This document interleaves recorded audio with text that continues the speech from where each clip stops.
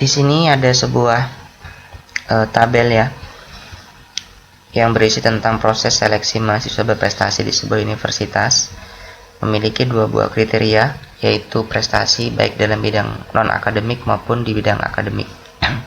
Untuk menentukan hasil seleksi ini, saya akan menggunakan salah satu rumus if ya, yaitu rumus if yang berbentuk OR dan if yang berbentuk AND.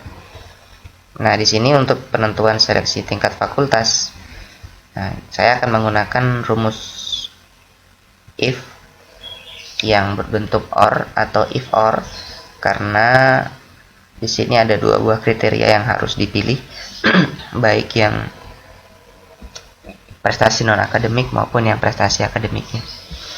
Baik, untuk penggunaan rumus if, kita awali dengan pengetikan if.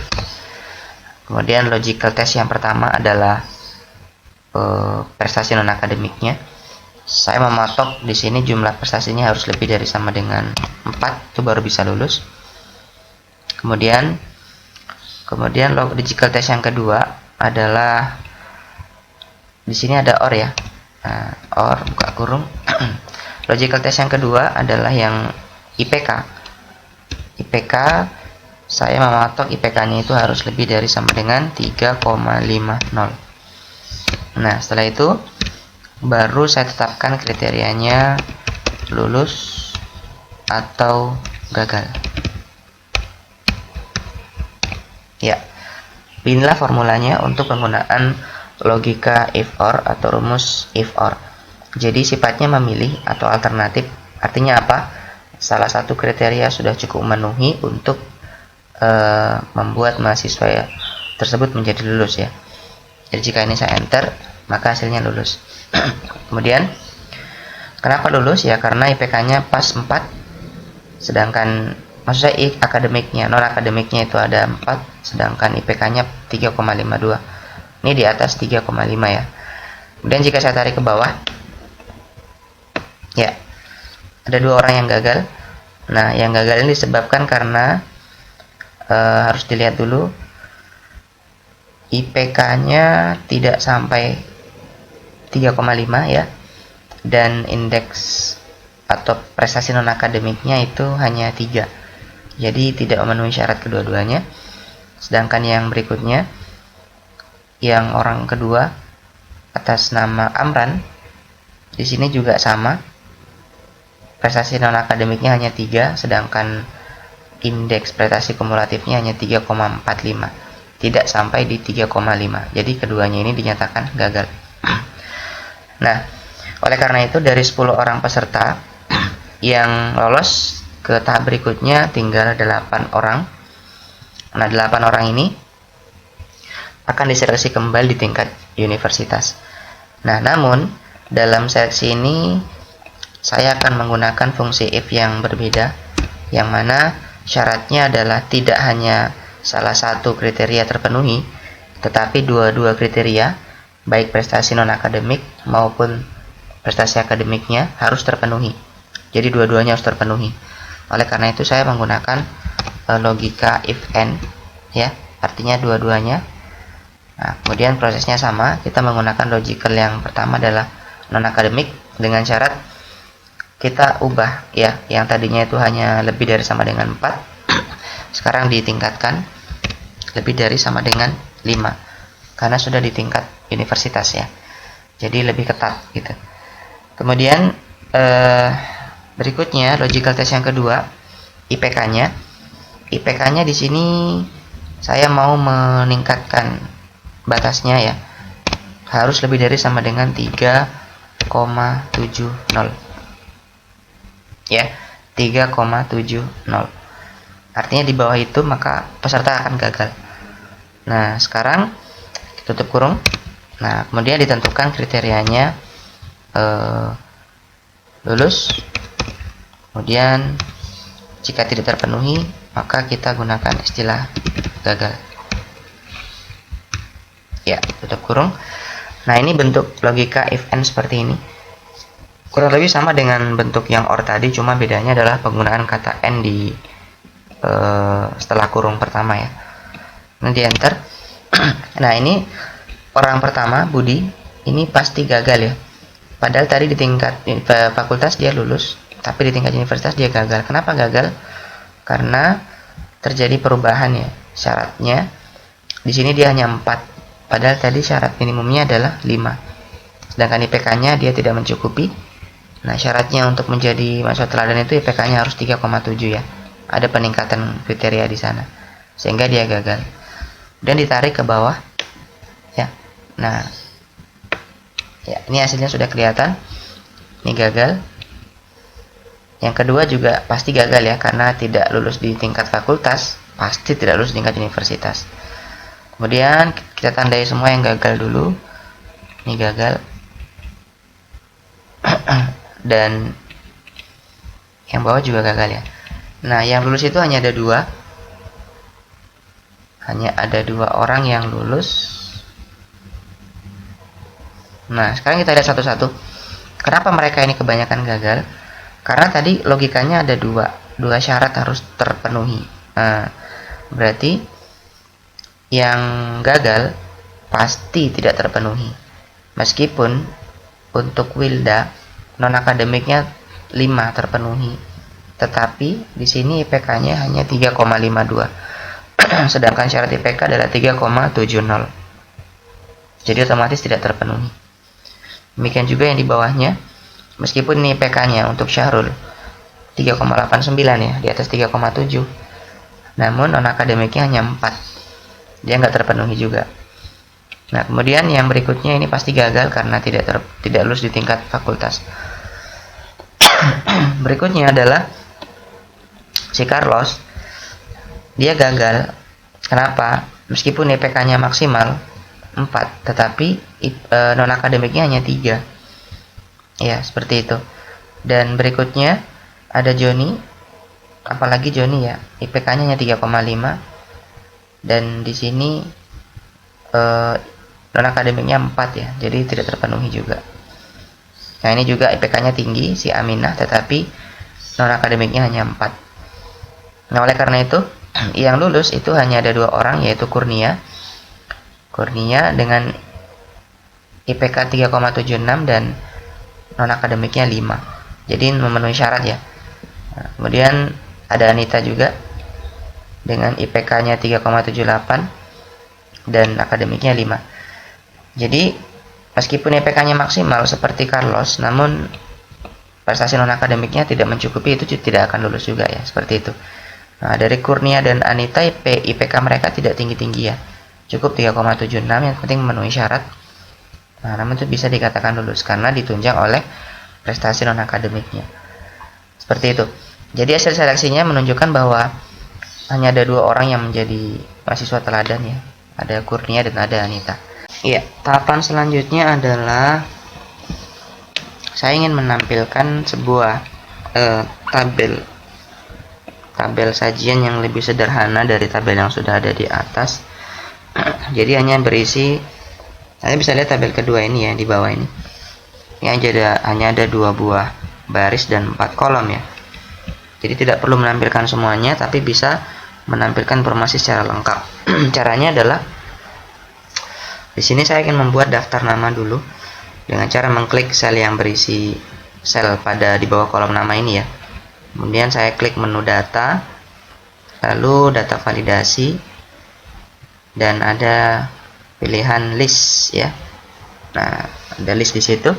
Jadi penggunaan data validasi ini adalah sangat membantu kita supaya tidak salah menginput nama ya. Nah, seperti itu. Jadi di sini ada search, kita pilih menentukan sumber nama atau sumber list yang akan kita buat. Kemudian kita pilih kotak yang paling bawah ini, yang paling pojok kanan. Ya, jika sudah, lalu oke. Jadi sudah muncul daftar nama yang akan saya tentukan hasilnya ya. Kemudian untuk menentukan non akademiknya dan IPK dan keputusannya yang sederhana, kita gunakan fungsi VLOOKUP ya. Tujuannya adalah memanggil. VLOOKUP ini memanggil atau menemukan kriteria yang sesuai dengan nama-nama yang sudah diinput tadi.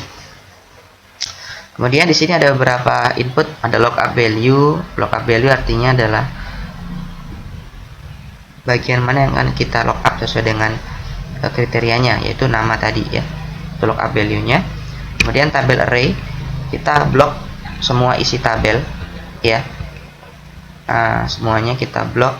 Kemudian titik koma, kolom indeks ya, indeks mana yang akan kita jadikan kriteria. Pertama adalah indeks non akademik, dia berada pada kolom kedua.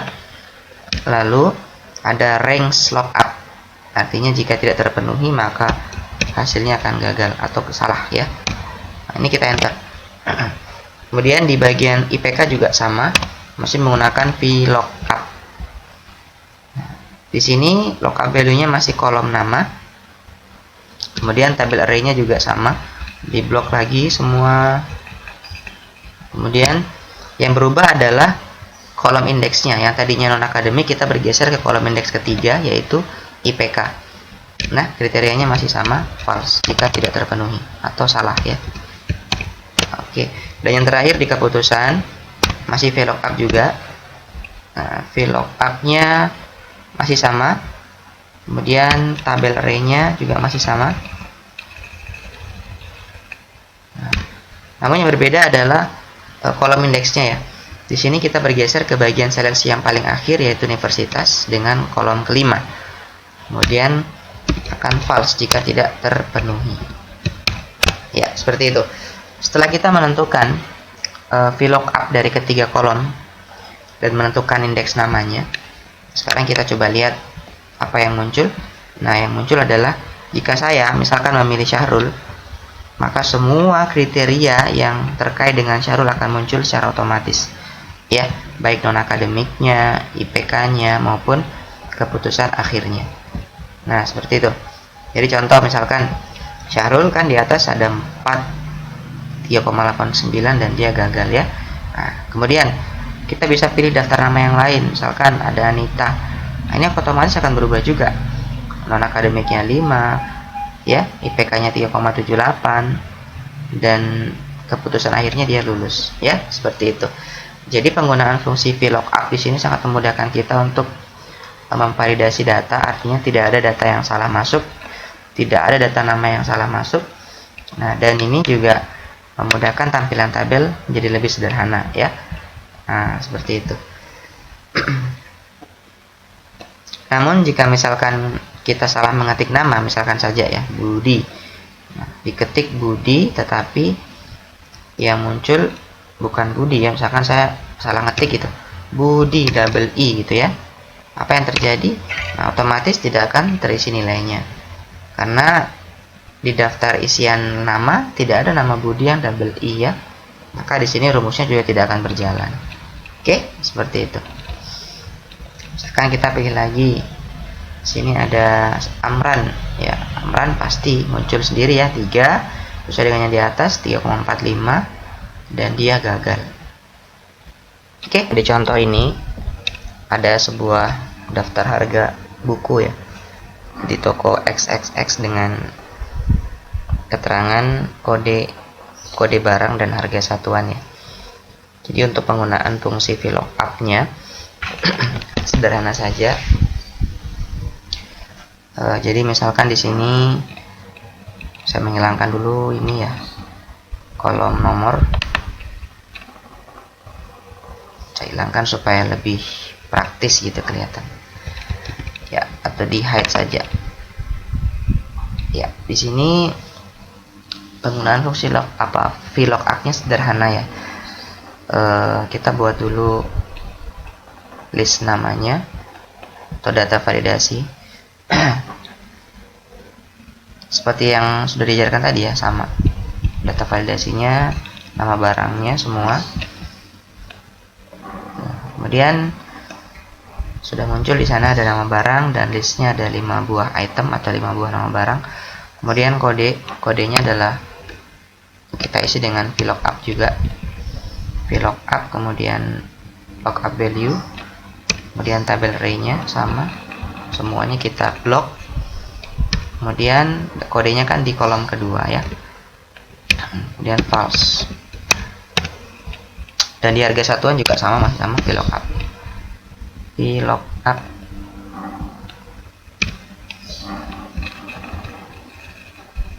blok, kemudian kolom ketiga yaitu harga, lalu false. Jadi contoh misalkan jika saya ingin mencari buku kimia, maka akan muncul kodenya A256 dan harga satuannya Rp47.000 ya. Seperti itu. Ini pemrograman dasar untuk biasa dipakai di toko-toko atau tempat belanja untuk melihat bagaimana harga barangnya, kode barangnya ya. Misalkan saya beli buku matematika, harganya muncul ya, kodenya juga muncul. Selanjutnya, bagaimana jika kita membeli beberapa buah buku dan langsung mengetahui harga totalnya ya. Jadi di tabel ketiga ini ada berapa kolom? Ada 4 kolom, nama barang, unit, harga satuan, dan harga total ya. Jadi untuk menambahkan harga total ya kurang lebih sama ya. Di sini saya sudah buatkan tadi namanya daftar barangnya dulu, sudah saya buat. Kemudian unitnya nanti ini kita isi manual sesuai dengan jumlah yang mau dibeli. Nah di harga satuan ya sama, kita buat VLOOKUP juga. Nah di VLOOKUP-nya ini nama barang masih menjadi logical value-nya atau lookup value-nya, kemudian tabel array-nya, lalu nah harga satuannya kan di kolom ketiga, ini dia false gitu ya. Nah setelah itu di harga totalnya masih sama pakai VLOOKUP juga. Nah di sini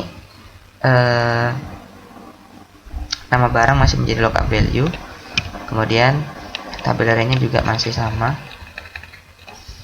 Nah, kemudian indeksnya kan di harga satuan ya, kan harga total itu kan harga satuan dikali unit, maka yang menjadi indeksnya adalah harga satuan, yaitu di kolom ketiga. Kemudian false, lalu tutup kurung, kita kali ya, kali itu bintang, shift bintang, kali dengan unit. Nah unitnya kita klik, dia ada di kolom C13, lalu kita enter. VLOOKUP B3. Oh di sini ada kesalahan ya, titik koma ya. Kita enter, sudah muncul. Nah sekarang coba misalkan saya mau membeli buku fisika ya, buku fisika harganya kan 65.000 ya. Nah saya misalkan mau beli 10 unit. Nah kita klik, nah maka muncul harga totalnya adalah 650.000. Contoh lagi, misalkan saya mau membeli buku astronomi, kita cari astronomi. Nah misalkan kita membeli 20 unit atau 20 buah, maka muncul harganya di situ 1.520.000 ya. Nah seperti itulah cara memunculkan harga total dari jenis barang, kemudian jumlah barang yang akan kita beli menggunakan fungsi VLOOKUP.